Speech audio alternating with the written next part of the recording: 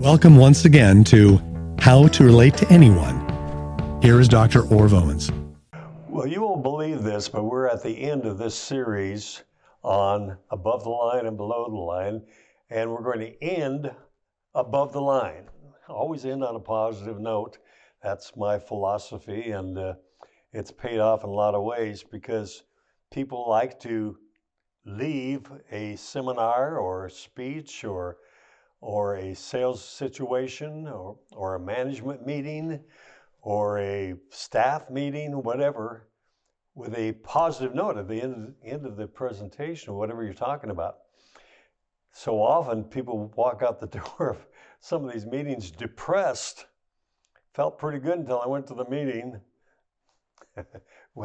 You don't want that. You want your employees walking out the door excited about what's happening and what's going to happen and where we're going with all of this. And you want salespeople to really be high when they walk out the door of a sales meeting, because they're going to carry whatever they walk out that door with to their first client. And their attitude is projected, and their projection is going to either pull people in with an open mind or push people away with a closed mind. Defense mechanisms, psychological blocks, can't hear a word you're saying. I see your mouth moving. I'm not hearing what you're saying. Listening, but not hearing. The big difference between listening and hearing. And when a salesperson is positive, just that positive projection opens people's minds. You like to talk to people or have people talk to you who are projecting positives, uplifting, edifying, making you feel good. What you don't like is somebody says, things are bad out there, and so what you have to do is defend yourself. And we're hearing a lot of that in these days. A lot more on defending yourself and protecting yourself than being productive and creative and achieving. As a salesperson, you don't have the luxury of being below this line. And as a manager, you really don't either if you expect to be productive. A lot of managers are. I've been hired by companies to deal with their management team because they're having so much turnover in personnel, and people were complaining going out the door how negative the supervisor was or the manager was. Well, it's hard to come to work on a Monday morning when you know you're going to be chewed out. It's where Blue Mondays come from. And thank God it's Friday. I don't have to put up with that guy for the weekend. Don't want that. That's not what we want. We want to be above the line. And now we're up into what we call committed love. It's a little different than express love that we had in the last lesson. Express love is something you give on a day-to-day basis. Committed love is something where you commit to it and you're going to make it happen.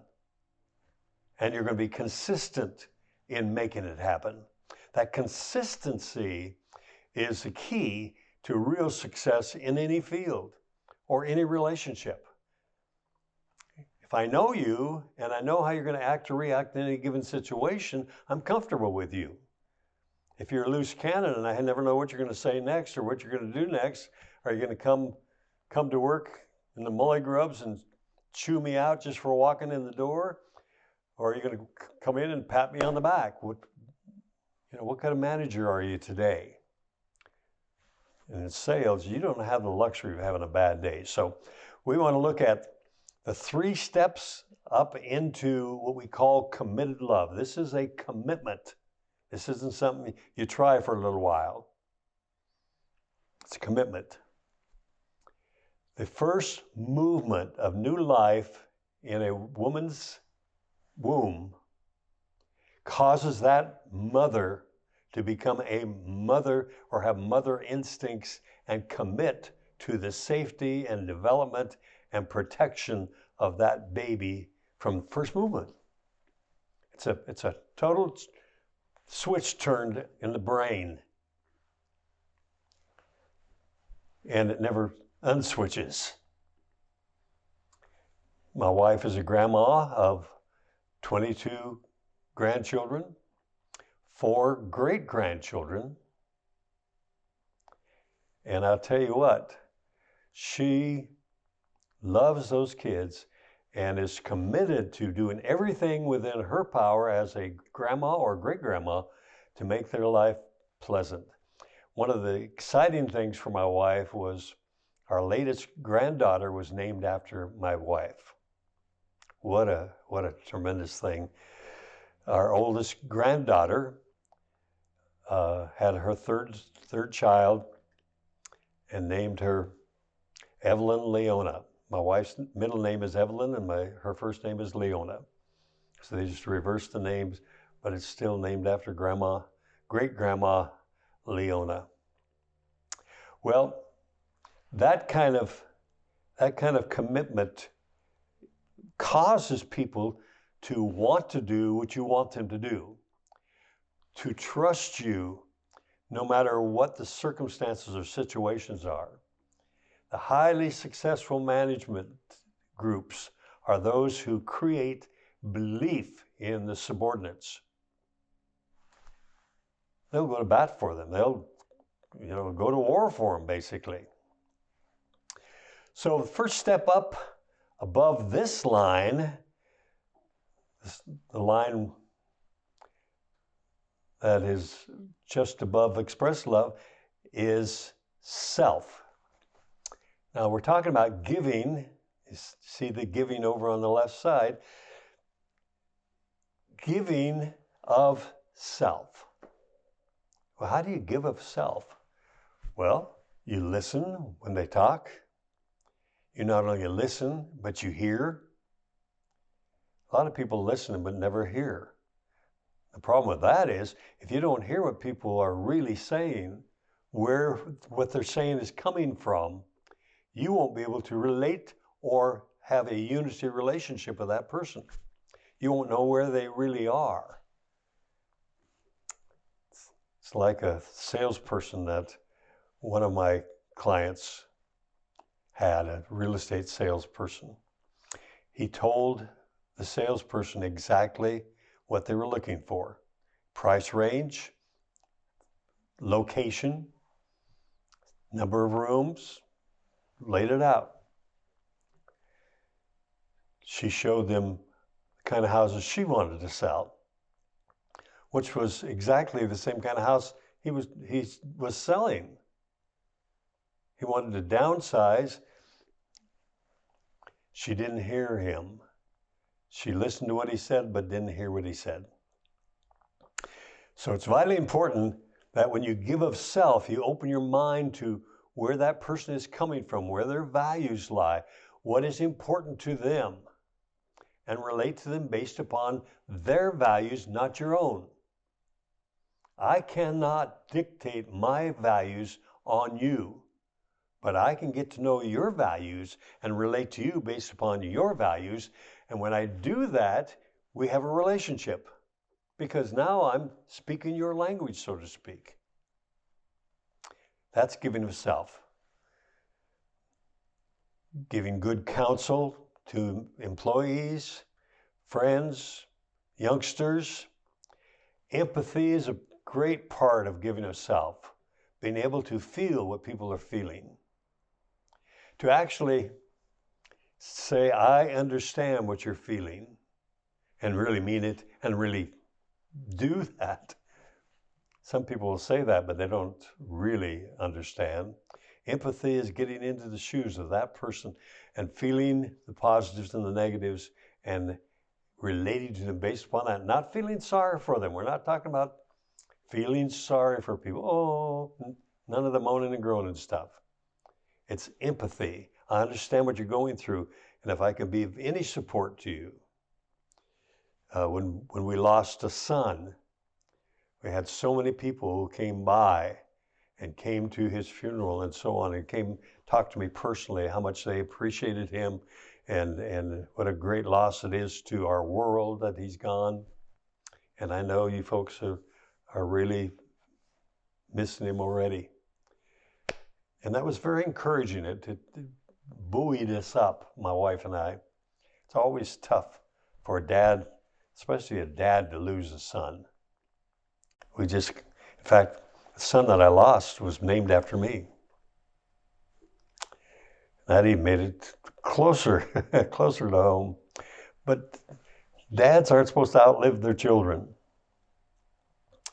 So listening to people and hearing why they say what they say is vitally important in giving of yourself.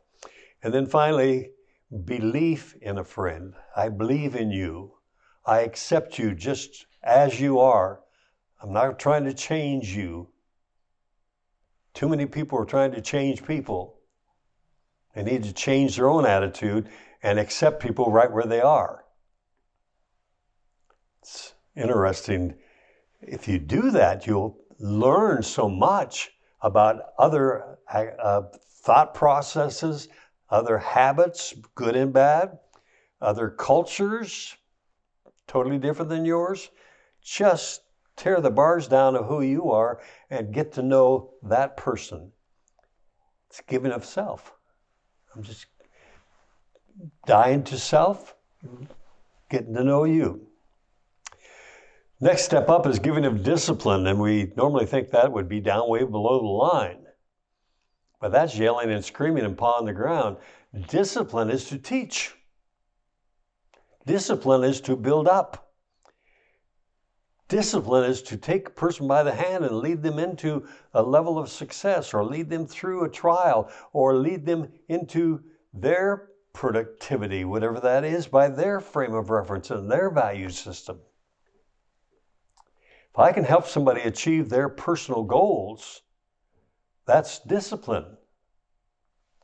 It's not a negative, it's a positive. Even when an employee makes a mistake, you go to them and lead them into an understanding of how to correct the mistake or how not make that same mistake again. It's called discipline as opposed to punishment. We tend to relate punishment to discipline. Punishment is to get somebody's attention so they'll listen to the discipline. So discipline is to teach, to mentor, to build people up, to coach, to listen, really listen. Not only listen to what they say, but hear why they're saying it. What's behind what they're saying? It's interesting just to really hear people, because where they're coming from is from their own experience, their own background, their own culture, whatever that is. And I've had opportunity to meet so many people in so many different walks of life over the years that I've been doing what I do, and a lot of one-on-one stuff, and it's just fascinating to ask some questions and listen to what people are saying and understanding where they're coming from and why. Why do they act that way? Why do they say what they say? Why do they do what they do? Why are they in the career field they're in? Takes some self-discipline to give this kind of discipline. We won't take a lot of time on self-discipline, but to discipline people and understand when I'm speaking to you today, there, wherever you are, this is, everything I'm teaching is a discipline. I'm trying to make it palatable. I'm trying to make it so that you can understand it and plug it into your life, because that's the goal of this program. So, to lead, to counsel, all of that is under the title of discipline. Hope I broadened that for you, because it's really important that you understand this. It'll change your whole conversation and communication with your subordinates if you understand this. And then the final step up is giving of life. No greater love hath man than to lay down his life for a friend. That's a Bible verse. Whether you have faith in the Bible or not, it still is an important factor, because As a soldier, we take a step forward, and that step forward is I'm giving up my life and stepping into a military life. I'm willing to lay my life down for my nation, for my country, for my family and my friends and all the people in this country. It was a big step when I took that step. I really went through my mind. All those who are going to be a part of this force, this military force, take one step forward. And in that, you're committing your life to defend this country. It's the thoughts that go through a mother when she feels first movement in her womb. Having 6 children and all the grandchildren and so on, I know about this stuff.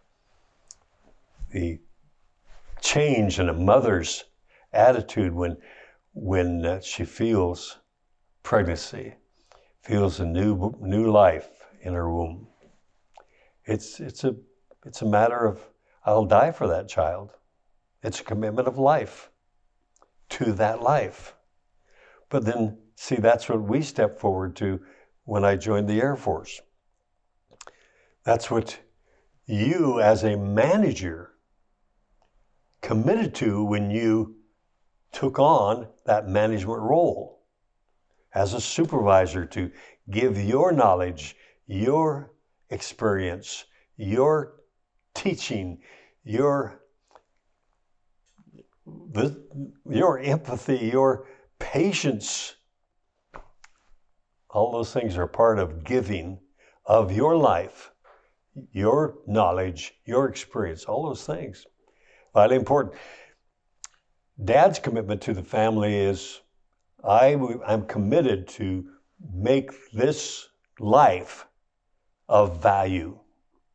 How do I do that? I work hard, earn money, make sure that my son, my daughter learns the lessons they need to learn, have the opportunity to go on to whatever education they desire, stay away from those things that are going to be destructive. That's all part of Dad's commitment. Well, he worked those long hours and overtime and whatever else to provide the special extra things that children enjoy so much. As a dad, you are committed to take care of your family.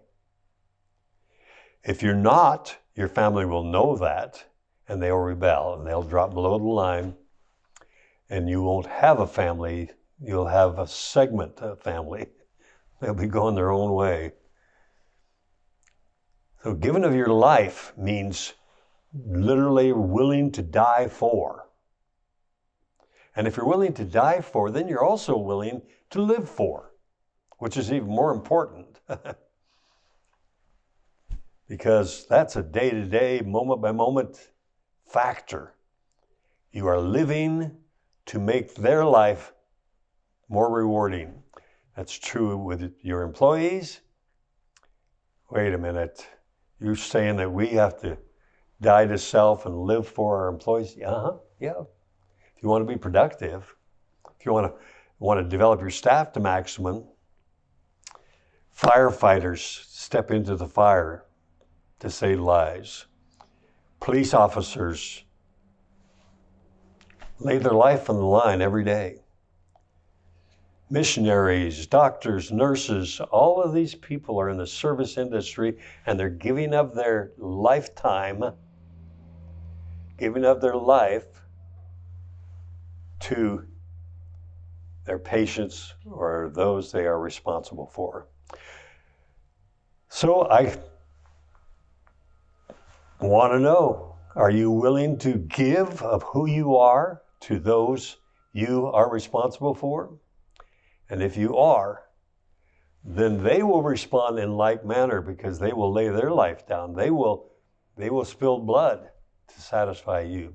I have found true leaders project so much love, acceptance, and ability to relate to people based upon their future and their goals in life. When you do that, people will stretch to meet your expectations. You'll be a highly productive leader. I challenge you, be a leader.